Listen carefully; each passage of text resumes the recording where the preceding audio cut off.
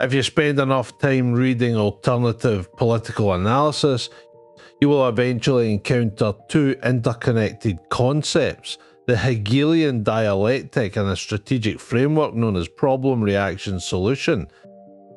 These frameworks are frequently invoked to explain the hidden architecture behind massive geopolitical shocks. When the Twin Towers fell, online commentators and authors argued the event was an engineered framework designed to force-prove specific security legislation. The exact same logic is applied to domestic economic crises. Following the 2008 financial collapse, government bailouts were framed as the inevitable outcome of a deliberate sabotage of the banking sector. This flowchart illustrates the mechanics of the theory. First, a hidden elite manufactures a crisis, the problem. This predictably triggers public panic, the reaction. Finally, the elite steps in with a pre-planned authoritarian measure, the solution.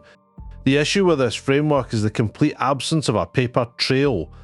A comprehensive search of public legislative records, corporate filings, and declassified policy briefs yield zero instances of a government or institution officially adopting problem-reaction solution as a strategy. Curious, since we cannot find this methodology in state archives, we must look elsewhere to figure out who designed this narrative. We track the citations backward. The modern proliferation of the phrase problem-reaction solution leads directly to the late 1990s and early 2000s writings of British author David Icke. In his books, Icke claims that an Illuminati elite operates above sovereign governments, centralizing global control by traumatizing the public with engineered crises and immediately offering predetermined solutions. Peer-reviewed psychological studies have examined the spread of this specific narrative. Researchers classify it as a belief structure strongly correlated with statistical bias and emotion-based reasoning, rather than a documented description of statecraft. This visual equation demonstrates how commentators give the narrative academic weight, mapping the problem, reaction, and solution loop directly onto the philosophical triad of thesis, antithesis, and synthesis. The label Hegelian Dialectic acts as intellectual camouflage, lending the prestige of 19th century German philosophy to a modern conspiracy theory. To locate the true origin of the thesis, antithesis, synthesis triad, we must leave the internet and look to German idealism in the late 1700s.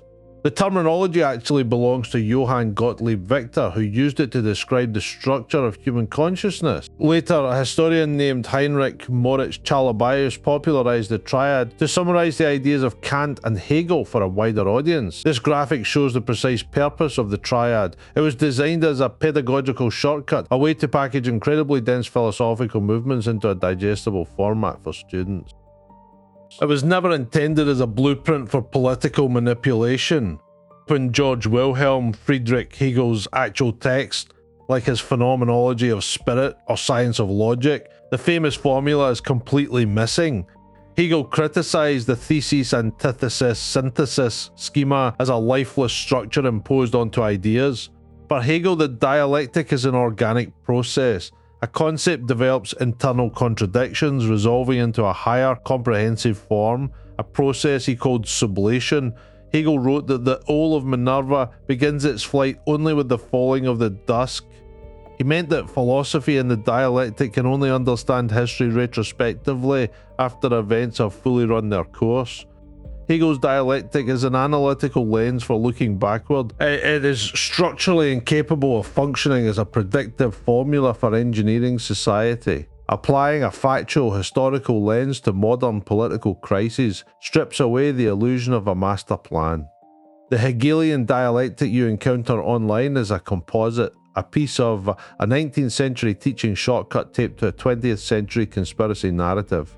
The persistence of the problem-reaction solution framework is a psychological coping mechanism. It organizes the chaos of economics, terrorism, and competing political agendas into a clean, predictable script. Hegel called this the cunning of reason. World events are driven by millions of uncoordinated aims, creating messy, complex outcomes that nobody explicitly planned. Understanding global politics requires us to discard the comfort of paranoid formulas and accept that history is chaotic, unpredictable, and largely understood only in the aftermath.